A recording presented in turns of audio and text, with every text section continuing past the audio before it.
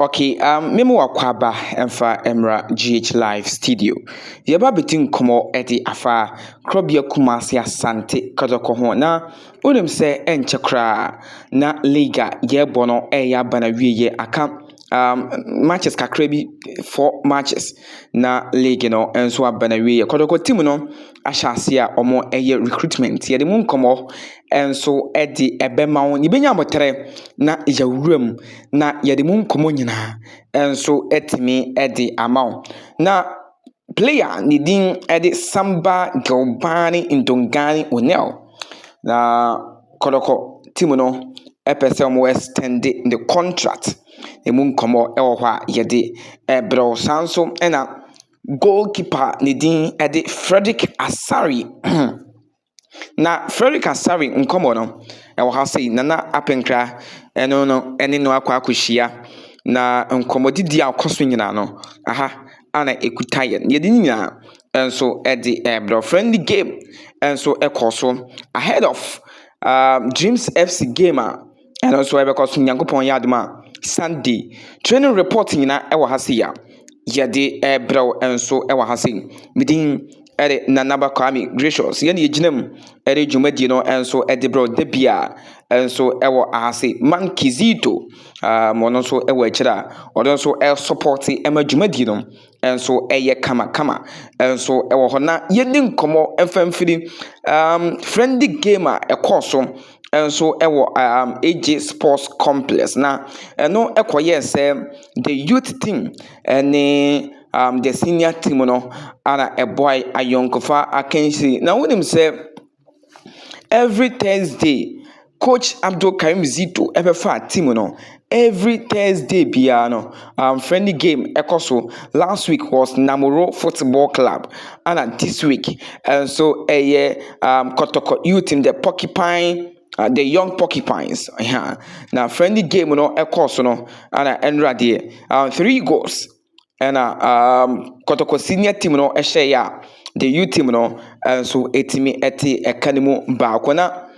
player me ngram more but we didn't come away friendly game course why yen nyina yehwe bi no Daniel Adran Ajete me person me deep abrante ho nkomo the performance our training grounds no it seems like assistant na supporters ni complaining about the performance brana obo 2 at the Emma Kotoko team no though Lord Amwa wa returning Lord Amwa train kakra at the Emma Kotoko team no but Tuesday Ajete train was super Wednesday Obobo bi shey Emma Karim Zito kra ka chen se wa sorry di ama no owie no ka chen se masanso afere di ama ama the performance Daniel Adran Ajete done a training grounds no convince the technical team no Emma anhwe ya na abrante no ebe stay next season Lord Amua good news abrante no are returning to the training grounds or your training kakra and so Eddie Emma Kotoko maybe over the weekends game my bekoso ewo Babanyara Sports Stadium no guy no ebe part of the match day squad coach Abdul Karim Zito and so Eddie ebewrem na some small boy na yefan Isaka na oye striker Eddie Emma the young porcupines no this guy oye super yen kan say no on senior team neighbor do on senior team dey training but Niema Abrante no senior team no Solomon Kwakusa ono so youth player on senior team no enso training na enro boma youth team no na performance omo edana di Vitus Avoka na Abrante anidin ede Saka youth team so player here friend Saka enso egum na Dr. Lawson de bano also kama pa and so ewo team name enra Joseph Ablo ene Samba Oneil nso ɛbɔ akyire hɔ kama. Abrante a ne din ɛde Henry Kwame Ansu na ɔno nso performance day no na ɛno nso ɛyɛ kama. Because this time no ɔyɛ nipa anaasɛ ɔyɛ player yɛnka ne sɛ ne modern bono ɛwɔ Kotoko team na aba soro opportunities a wanya ɛwɔ team ne mu nowadays no wohwɛ MTN FA Cup krampo a Kotoko team ne mu nyinaa ɔno ana meyi ne sɛ ɔyɛ best player in the MTN FA Cup and also ɛkɔ Kotoko reach the final stage of the competition a yɛde mu nkɔmɔ ɛde ɛma ɛwɔ GH Live Studio. We subscribe to the channel so onya nyɛ sɛ adwuma na subscribe obe share obe like na wa comment na bibia ɛnso ɛtimi ayɛ kama na ɛwɔ training na mu no na wohwɛ ahoɔden a players no ɛde ewura training ne mu a ɛnura wohwɛ Saka Dauda Brantia ne din ɛde Vetus Avoka medical de ne ho nsɛm ama this guy Oga Buache ɛnura ade bi a Oga Buache bɛyɛ no pitch no so no na ɛsɛ wani mɛnsɛ sɛ ka kyerɛw ɛfɛ papa Wisdom Basi Fernando the performance on also ɛda ne di ɛwɔ Kotoko training grounds no and also click well papa na ɛnura goalkeeper ne din ɛde Mohammed Kamara ɔno ana ɛbɛ mu in the second half ɔbɛ committee ɔbɛyɛ mistake ɛno a result goal ɛde ɛma the youth team no ɛnso ɛwɔ hɔ no ma yɛdi mu update ɛnso etimi ɛde ɛbrɛw efiri ahase na wohwɛ game a wohwɛ na ɛno ɛyɛ the MTN FA Cup yɛkɔbɔ ne takwa no ɛno highlight ana etwa gu no ɛnura me phone ha me kakra ɛwɔ training grounds ntimentimi ɛnya ɛnura friendly game no ɛnso ɛntimi amfa mounty na wahwɛ the highlight of the MTN FA Cup, the semi-final ɛkɔ so ɛwɔ takwa Kotoko ɛne Brekum Chelsea ɛno ana etwa gu na yɛnwuram na yɛmfa transfer stories no ɛmfa ma Kotoko ɛpɛ left back nkɔmɔ no egu so na aduru akyire yɛde mu nkɔmɔ nyinaa ɛbɛma yɛde mu nkɔmɔ nyinaa ebenya botere na yɛde ama but positions a Kotoko epe players left back center back Kotoko epe player or midfield midfielders no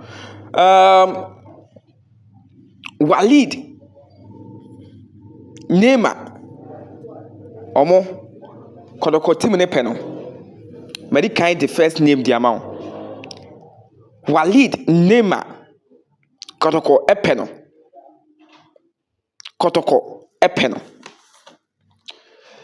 na obi bebusa sɛ ɔyɛ hwan yɛdi mu nkɔmɔ ɛbɛma wo ɛkɔmɔdidie no egusu a ɛkɔ Kotoko team no ɛyɛ recruitment ansa na season no ahende baabi bia mistakes wɔ bia no ɔmo ahwɛ na ɔmo ayɛ ho adwuma Kotoko mpɛ so mbɛyɛ mistake biam te sɛ Akwasi Asante na Akwasi Asante abɛwuram na wohwɛ ne yesiye na ya terminate Abrante ne contract na Kotoko mpɛsɛ saa de ne besi piem mo mpɛsɛ besi piem kra enso ɛwɔ team ne mo na Mohammed Kamara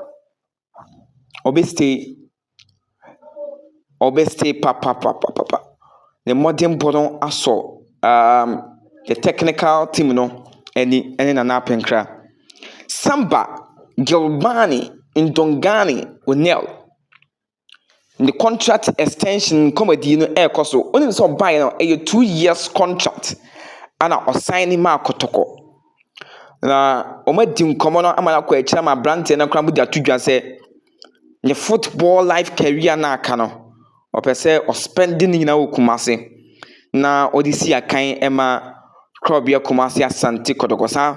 ana Congo ni Abrante ya ne din de Gilbani Ndongani Samba Oneil de atudwa na eba Ferric Asare nkomo na wonim se Ferric Asare o contract e wo Ethiopia South Africa ebisa nso da ho nanso ni nyina mu no Nana Apenkra kontomponi aferehene oya adwuma ne yie di ama Krobio Kumasi Asante Kotoko tin yanka so no ana sisi oya football president head Emma the club Krobio Kumasi Asante Kotoko Sporting Club no na oni captain edi nkomo na nkomodi di ni mu no ana eba betu dwa se ewo se omohwe na demands because abrante ne demands a wodi tudwa no pese ba affect Kotoko team no ana ono nso pese ba affect no enti demands ni nyina no se keka esi ani na ebeboa abrante Freddy Asare na ebeboa Kotoko boboko na abrante no depend enso got si paper so na wa extending the contract no say season end dia na the contract no enso ewu wo honom eno enti no Freddy Asare ehwe se ni demands a wodi beto Kotokofo animo no omo enso ebesom na bibia enso timi aye kama na Kotoko team no still omo epe forward striker enso edina kan Kotoko team no awura Pando Heart of Lions bobo kudimo enso epe player enso edi afiri honom bakacho say transfer ne nkomo no benya abotira tenase na madi transfer no ho nkomo nko a edi amount ewo channel yi so na Sunday match ebekoso ewo Baba Yara Sports Stadium na Krobio Kumasi Asante Kotoko betina fie na watu omonsa edi afre Dreams FC na game no akoso se Kotoko win that game eno ebe the moral booster edi ama team no so omonso behwe na the Ghana Premier League 2024-2025 season no omonsa enso ebetimi aka ama bibia aye kama ha GH Live Studio